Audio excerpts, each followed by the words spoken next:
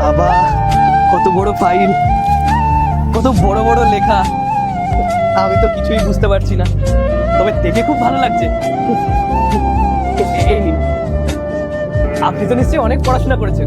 আমি এমএ করেছি, আমার মার্কেটিং স্কিলস খুব ভালো, সেই কারণে এই কোম্পানিতে ইন্টারভিউ দিতে এসেছিলাম। এগুলো দেখে না খুব ভালো লাগলো, কত বড় বড় লেখা, কিন্তু আমি না কিছু বুঝতে পারিনি, আসলে মুখ্য সূক্ষ্ম মানুষ তো ওই জন্য, কিন্তু ভালো লাগলো খুব। আচ্ছা শুনুন না, বলছি আপনারা আমাকে একটু সাহায্য করতে পারবেন? না, আমরা তোমাকে কোনো সাহায্য করতে পারবো না, আর আমাদের কাছে না অত ফালতু সময় নেই তোমাকে সাহায্য করার জন্য। আমরা না এখানে ইন্টারভিউ দিতে এসেছিলাম, আর তাছাড়াও আমরা তোমার কাজ কেন করবো? আমরা কি তোমার চাকর না?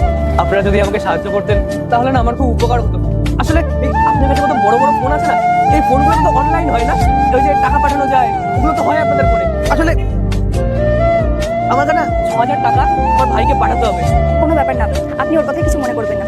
ও মুখে একটু তেতো কথা বলে, কিন্তু ওর মনটা অনেক ভালো। আপনি বলুন না, আমি আপনার সাহায্য করছি। রিতা, তোর সমস্যাটা কি? আল্লাহর নামটি দেখে যে এড়িয়ে যাবে তার মনের ইচ্ছা কখনোই পূরণ হবে না। তাই আল্লাহর এই নামটির জন্য একটি লাইক এবং সাবস্ক্রাইব করে যাও। ওর চাকর না, নিজে ওর কাজ করবো এখানে বসে বসে? তুই বেকার বেকার এখানে দাঁড়িয়ে দাঁড়িয়ে সময় নষ্ট করছিস, চল এখান থেকে। আরে তুই দাঁড়া না। দাদা, এখানে কত টাকা আছে? 6,000 টাকা আছে। আসলে এই টাকাটা না আমার ভাইকে পাঠাবো। আমার ভাই ক্লাস 12-এ পড়ে, ওরা পড়াশোনায় খুব ভালো, ওর পড়াশোনার ফিজের জন্য এই টাকাটা আমাকে ওখানে পাঠাতে হবে। আমার ভাইকে আমি অনেক বড় মানুষ তৈরি করবো, ওই জন্য আমি এই টাকাটা পাঠাচ্ছি। দাদা বলছি, এখানে 2,000 টাকা বেশি আছে, এটা আপনি রেখে নিন। ও আচ্ছা, 2,000 টাকা বেশি ছিল নাকি ওটার মধ্যে? হ্যাঁ, কি করে বুঝবো? আসলে আমি তো পড়াশোনা জানি না, টাকা পয়সা গুনতেও পারি না। আমাকে টাকা দিয়ে গেল, দিয়ে বললো যে এখানে নাকি 6,000 টাকা আছে।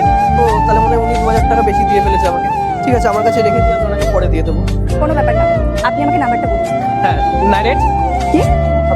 98 76 22 15।